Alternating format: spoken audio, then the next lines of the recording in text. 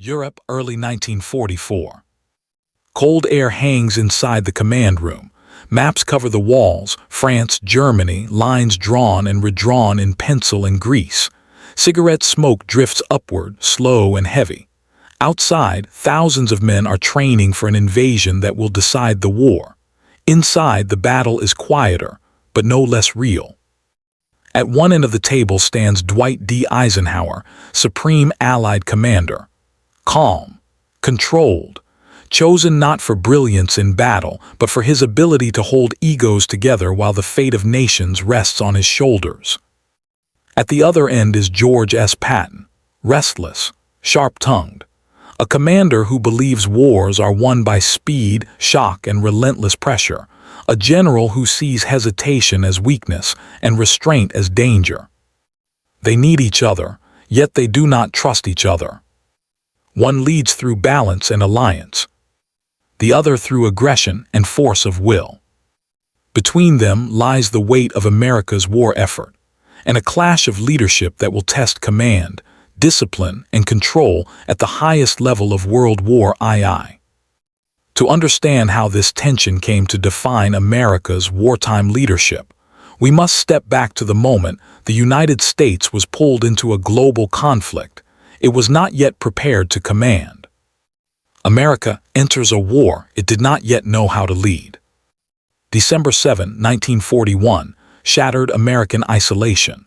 Within days, the United States found itself at war across two oceans, against enemies who had been fighting, adapting, and hardening their command structures for years. The U.S. Army was large on paper, but inexperienced in modern, large-scale warfare. It had no tested system for commanding multinational coalitions, and it had never before attempted to direct a war across an entire continent. Into this uncertainty rose Dwight David Eisenhower.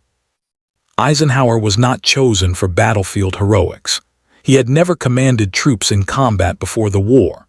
His value lay elsewhere, in planning rooms, staff work, and an unusual ability to manage strong personalities without letting the machine break apart. Army Chief of Staff George C. Marshall saw in Eisenhower a rare quality, the capacity to think strategically while absorbing political pressure without visible strain. In June 1942, Eisenhower was sent to Europe to take command of U.S. forces, then almost immediately elevated to oversee Allied operations involving Britain, Canada, and eventually Free French forces. At the same time, George S. Patton represented the opposite model of command. Patton was a soldier's general. He believed discipline won battles and speed ended wars. He studied history obsessively, trained relentlessly, and demanded absolute obedience. By 1942, Patton had already built a reputation as America's most aggressive armored commander. He pushed men hard, he spoke harder, and he saw war as a violent contest of will, one that required commanders to dominate the battlefield psychologically as much as physically. The U.S. Army needed both men. Eisenhower could hold the alliance together. Patton could smash through enemy lines. But the moment these two philosophies were placed under the same command structure, tension became inevitable, because the war America was entering would test not just weapons and tactics, but the very meaning of leadership itself. That tension would surface first in the deserts of North Africa, where America would fight its initial large-scale ground war, and learn how unprepared it truly was. North Africa and the first test of American command. In November 1942, American forces entered the war on land in Operation Torch. U.S. troops landed in Morocco and Algeria, confronting German and Italian units that had already gained hard experience fighting the British across North Africa. The campaign was intended as a cautious beginning, an apprenticeship before the far greater challenge of Western Europe. Instead, it exposed deep weaknesses in American leadership, coordination, and doctrine. Eisenhower, now commanding a multinational force, faced immediate pressure. British commanders brought battlefield experience but strong opinions. Political leaders demanded quick results. American units, many fighting their first battles, struggled under fire. Eisenhower's task was not just to defeat the enemy, but to prevent the Allied command from fracturing under stress. Patton entered North Africa with a very different purpose. After early American defeats, most notably at Kasserine Pass in February 1943, Patton was brought in to restore discipline and confidence. He enforced strict standards. Helmets were worn at all times. Salutes were mandatory. Units were drilled relentlessly. To some, Patton seemed theatrical, to others brutal, but the effect was immediate. Morale stabilized. Units regained cohesion. American forces began to fight with purpose rather than hesitation. Eisenhower saw Patton as both a solution and a risk. Patton delivered results, but he challenged authority. He spoke freely, often without regard for political consequences. His public statements worried Allied leaders who feared internal division or diplomatic fallout. Eisenhower, responsible for the entire coalition, had to balance battlefield effectiveness against the stability of the alliance.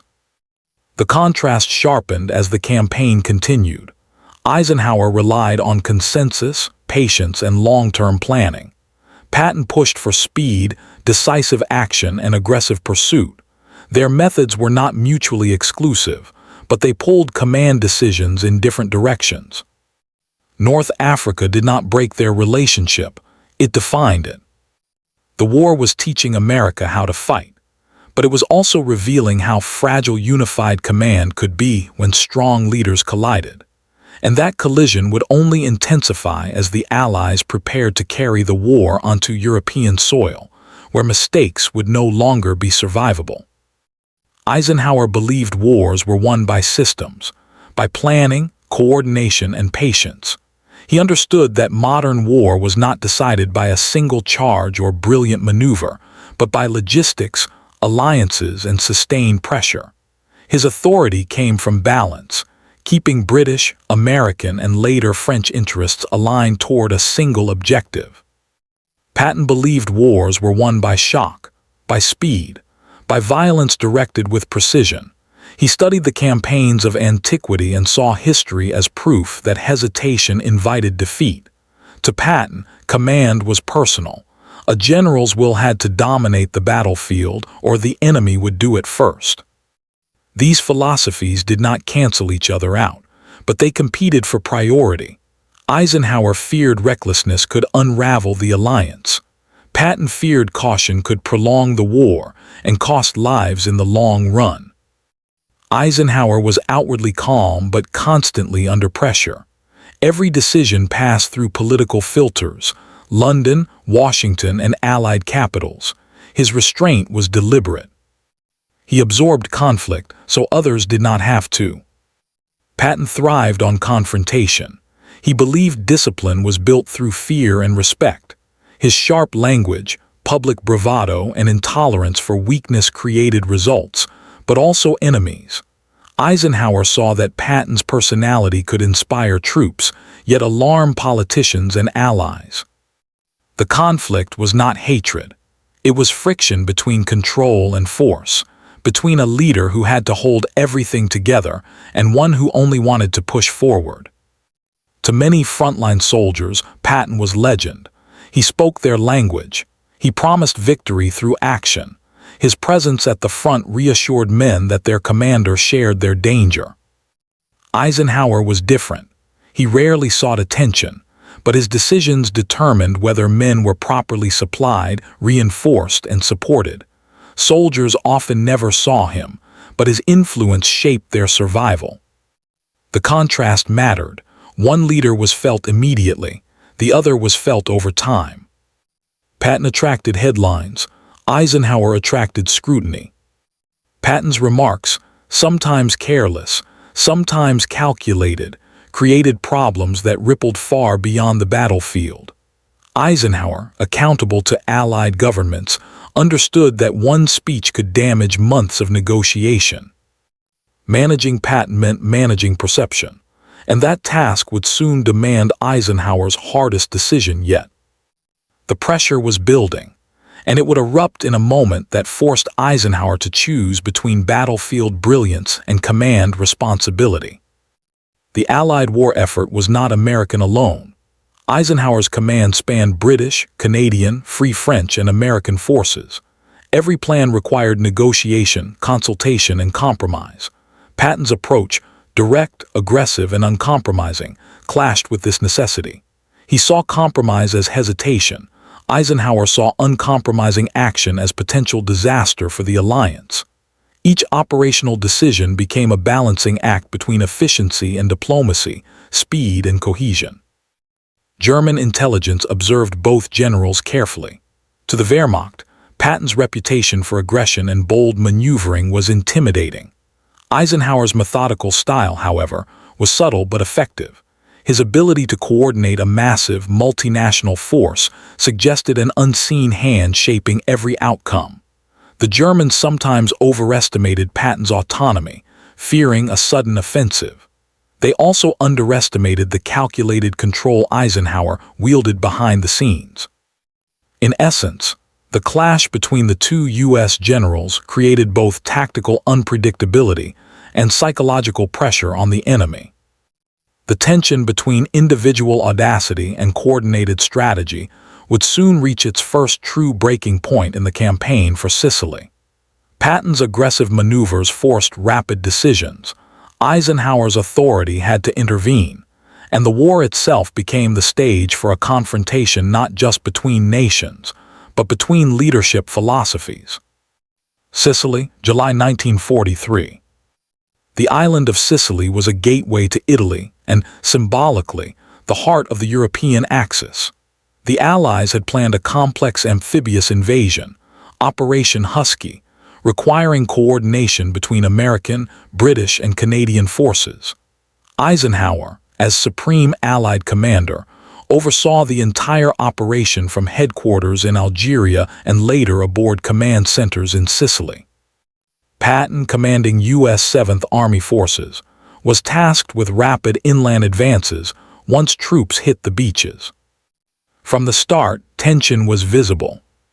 Patton wanted to push inland aggressively, exploiting the thin Italian defenses and advancing toward Messina with maximum speed. He ignored minor logistical concerns, believing momentum would carry his forces and break enemy lines before the Axis could respond.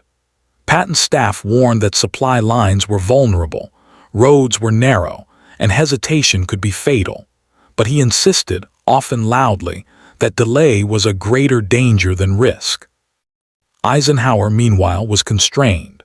Allied planning depended on coordination with British 8th Army under Montgomery, synchronized landings, and careful timing of air support. Patton's unilateral style threatened to undermine these carefully calculated movements. Eisenhower faced a difficult decision: allow Patton's aggressive tempo, risking confusion and potential disaster, or rein him in, potentially stifling an opportunity to end the campaign faster. The clash reached a pivotal moment near Palermo and later the advance toward Messina. Patton executed bold flanking maneuvers, crossing rivers and seizing towns faster than anticipated.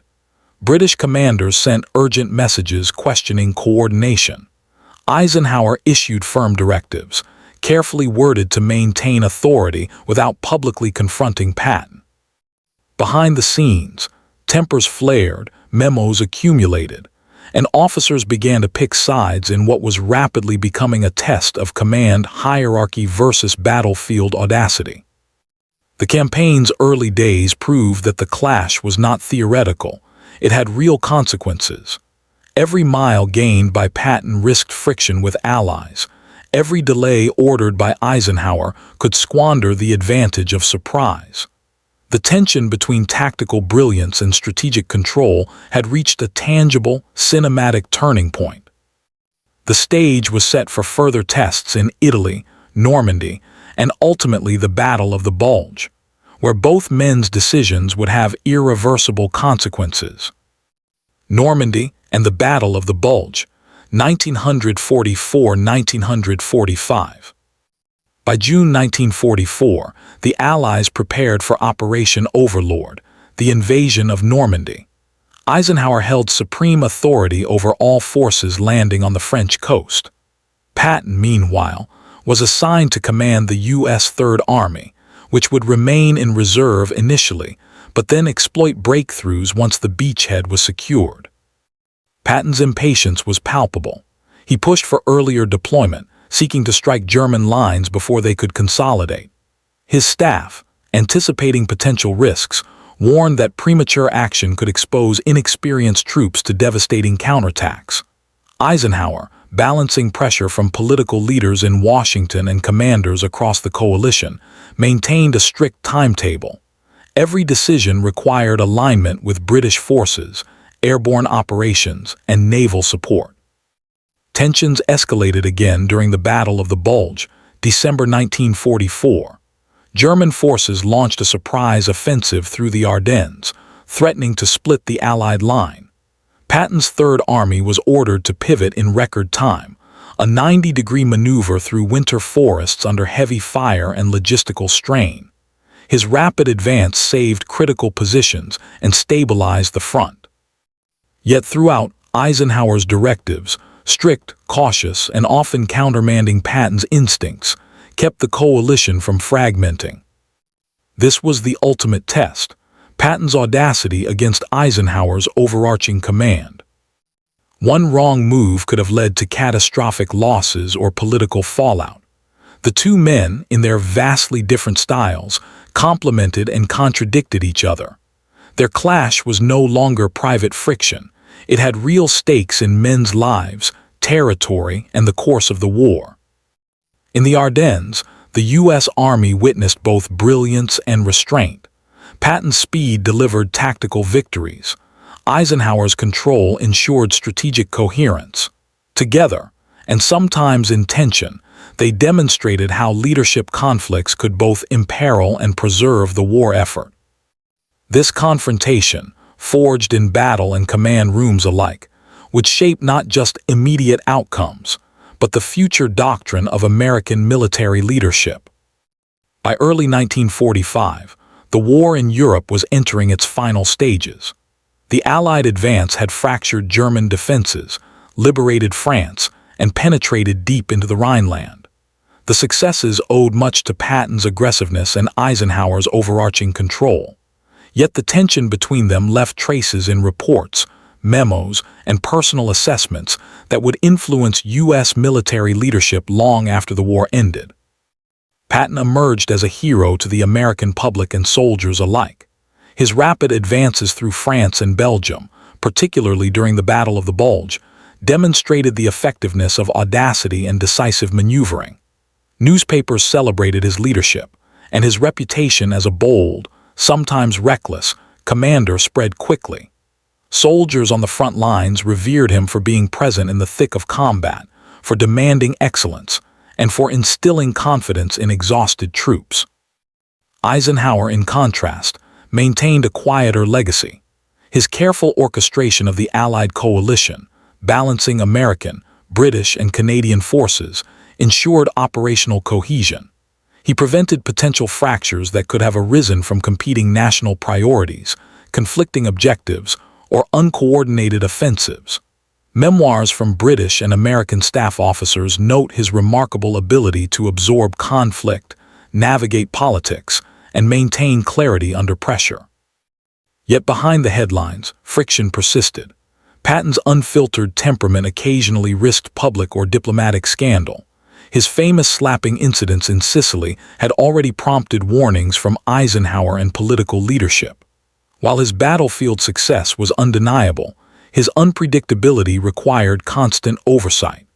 Eisenhower's challenge was to harness Patton's capabilities without allowing them to endanger broader strategy, a delicate balance of trust and control.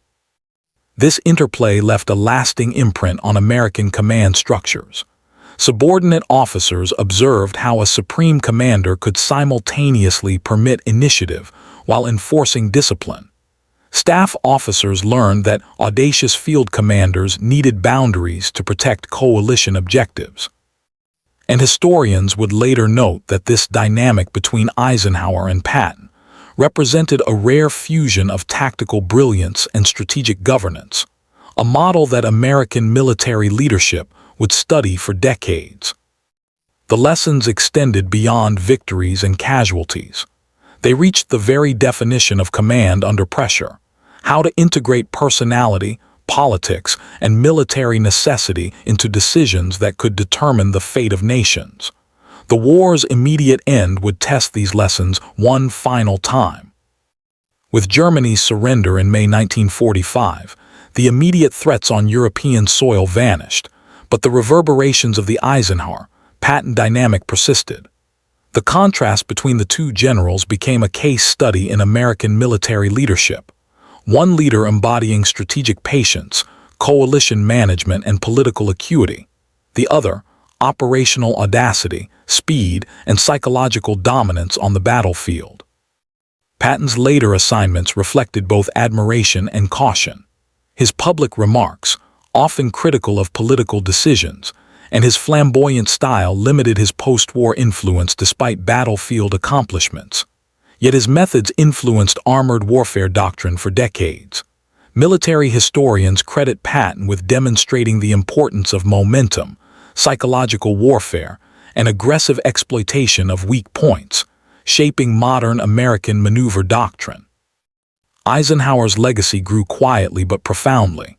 His ability to manage personalities like Patton, Montgomery, and other Allied commanders ensured that massive forces operated as a cohesive whole.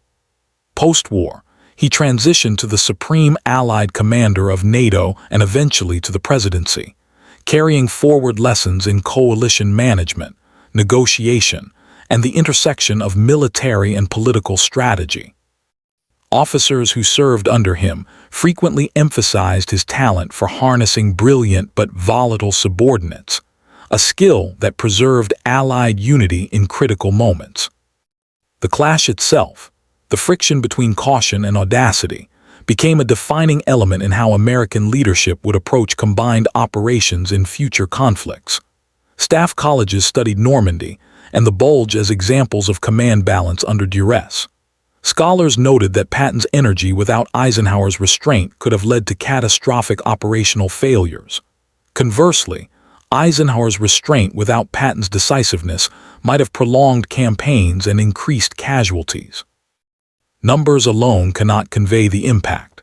Reports from the European theater highlight that Patton's Third Army advanced faster than any comparable U.S. force in history, liberating thousands of towns and cities and capturing tens of thousands of enemy soldiers. Eisenhower's orchestration kept entire multinational operations synchronized, preventing fractures that could have reversed the Allied advance.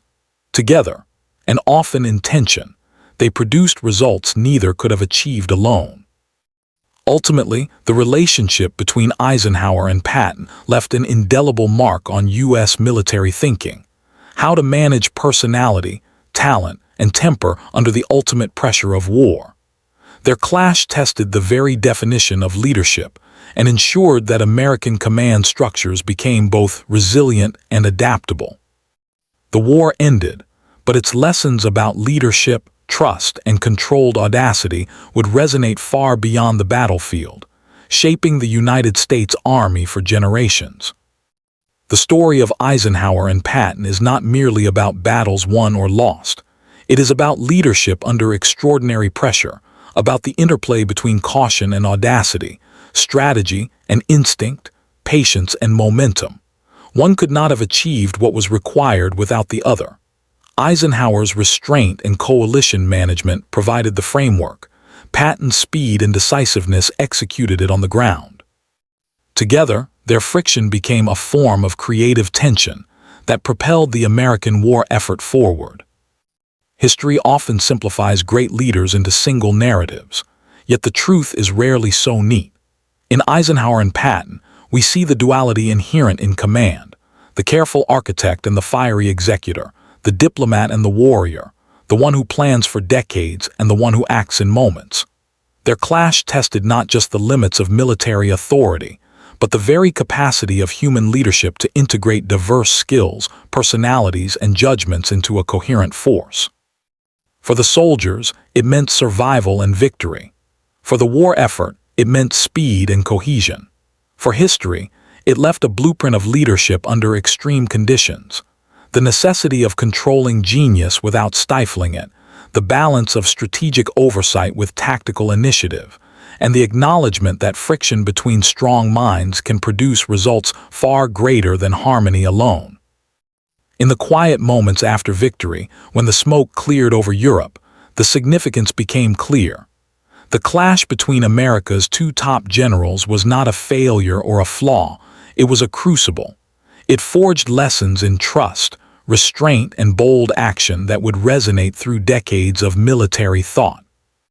And it serves as a reminder that even in the chaos of war, leadership is tested not only by the battles fought against the enemy, but by the battles fought between vision, ambition, and responsibility itself.